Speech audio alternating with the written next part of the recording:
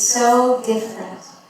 They can be funny, they can be cute, sometimes naughty. They can be creative, dramatic, curious. It is children that I am describing. Children can be so different. As a teacher, and still at the beginning of my career, and as a young mother, I noticed that even though children can be so different, they all have one thing in common. Children are pure and innocent. In addition to that, they have a great sense of imagination that feels so real to them. Like my daughter, who loves licking a piece of carrot and pretends it is chocolate ice cream. It can sometimes be hard for adults to relate to this innocence and these imaginations, but doing so is the way to create a strong bond with their child. Children often express this imagination while they are playing, and teenagers express this more in their dreams they might share with you. Connecting to our children by playing with them or really listening to the older ones is a beautiful but also a difficult thing. For example, it can be pretty tiring to play along an imaginary game of thieves and policemen running around the house with the little one, or a long dragged-out game of mommy and baby with a 4-year-old, or even to listen to a teenager who is going on and on about his plans. Could I say naive plans? To change the world and make it a better place. Doing these things for more than 20 minutes is a real effort. Sometimes when we are looking after our children and our teenagers, we can feel tired of dealing with silly ideas, tired of constantly bending down to the child's level. Doing this for a few hours, let alone a few days, can leave us feeling drained and tired. Do any of you recognize this? Yeah. One of our big sages, Rabbi Yisrael Salanter, who lived 200 years ago, used to say, if a child is playing with a piece of wood in the bath, if we take that piece of wood away from him, he has the same experience an adult would have if a real ship of his sunk. For the child, the piece of wood is like the adult's ship. This principle is true for small children as well as teenagers. Don't forget what it was like to be a child. Let me tell you that when you do connect, when you do play along, when you do really listen, you are doing something incredibly powerful for the child. A child's imagination feels so real to them that if you respect these imaginations, you are respecting the child, and they feel that. It will build them up, it will give them self-confidence. But if you treat it disrespectfully, you're disrespecting the child. As silly as it may seem, as much as you may feel that you're bending down to the child's level, remember that you are not. By playing along, by really listening, you're reaching up to the child's pure imaginations. You are creating a strong bond every minute that you are really listening. When you're feeling calm and the child is calm, connecting and truly listening can be relatively easy. But what do we do in those difficult moments? When emotions are running high, patience and respect are low, we all have those moments. What do we do then? How can we reach up? How can we stay in touch with that innocence of a child? Many years ago, when my grandmother was 12 years old, she attended her last year of elementary school here in Holland. One of her classmates was a very tall and strong boy who wasn't scared of anyone. He would cause trouble wherever he could. Luckily, they had an incredible teacher that year. He was gentle, he was soft-spoken, he would treat everybody kindly, even when he had to tell a student off. This boy was much taller and stronger than the teacher, and he tried to cause trouble again.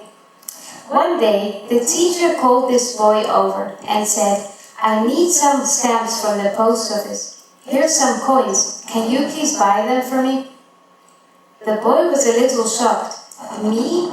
He trusts me out of the whole class? He went off to buy the stamps, and when he came back, he handed the change to the teacher and expected him to count the change and see if any was missing. But the teacher didn't do that. He accepted the stamps and the coins and said, "Thank you very much. I don't need to count the change because I trust you." And he carried on teaching. This boy was clearly touched by this teacher's kind words, and this went on for the entire year. Whenever the teacher needed anything, he would ask this tall, strong boy to be his right hand. This boy became a lovely, calm student whenever he was with this teacher. This incredible teacher believed in him, he had trust in him, and that built this boy up. This story has made a big impression on my grandmother for the rest of her life. Whenever I discuss anything that has to do with child raising with my wise grandmother, she will always start off by saying one word: Ahava, love. Love will build our children. Whenever we need to give necessary discipline, boundaries, and rules, if we wrap that up in large amounts of love, the child will naturally want to listen to you. This is how my grandmother went on to raise her own children, and to this day, this is how my grandmother interacts with me and the other grand and great-grandchildren of our family. I'm grateful to my grandmother because she has laid the foundation of my mothering and teaching. The teacher in this story was able to see through the tough exterior of this boy, to see through his behavior. He managed to see through to his essence, a good and innocent boy. But how did he do that? How did he not get fooled by this boy's bad behavior? It must be that this teacher had it very, very clear in his mind that all children want to be good. And if they are not behaving that way, then there must be a reason. And that it was his job to look for that reason and to gently help this boy back to his true self. There was a reason behind his behavior, just like there always is by every child. Sometimes it can be a simple reason that is easy to find. Sometimes it can be pent-up emotions or feelings that haven't been listened to yet. Sometimes it can be a trauma. Sometimes it can just be a lack of positive attention or a change in schedule. There's always a reason, and as adults, it is our job, or may I say privilege, to find that reason and help the child get back to his real self again. When you find yourself in a difficult moment with a child and you're feeling frustration in your heart towards the child, maybe take a short moment to close your eyes and remind yourself that the child in front of you is a child of God, a child of Hashem, a pure and innocent child. While reminding yourself of this may not bring you any closer to a solution for the specific problem that you are dealing with right then and there, but it will do something else that is incredibly important for the child. It is often the unseen details that actually make a large impact. the small unseen details that cause a large ripple effect. Learning good parenting techniques is very helpful and for most of us necessary, but it is just a technique. It is that subtle feeling in your heart towards a child that will make the biggest difference, especially in the difficult moments. Your child's sensitive heart can feel it. When your child knows, without a doubt, that no matter what his behavior is, you view him as a pure and innocent child, you have built a strong and resilient child. A child that doesn't think that his essence is made up of his behaviors and actions, but you have built a child that knows that his essence is inherently good, pure, and godly. What a gift to give your child. What a gift. This mindset can possibly even make us appreciate the difficult moments, because we can view those moments as the best opportunities to give your child the gift of unconditional love. Your child won't see you rolling your eyes in frustration.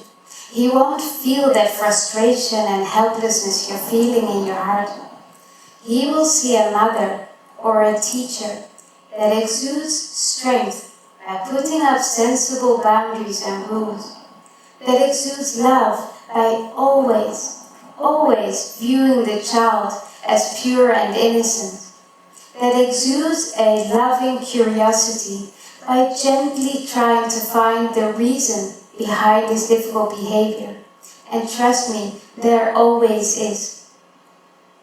When you can find it in yourself to do this, you are connecting with the child in a real and meaningful way. You're in no way bending down. When you are connecting, playing along, listening, you are reaching up to the child's innocence that we have sadly long forgotten. You are doing a most beautiful thing.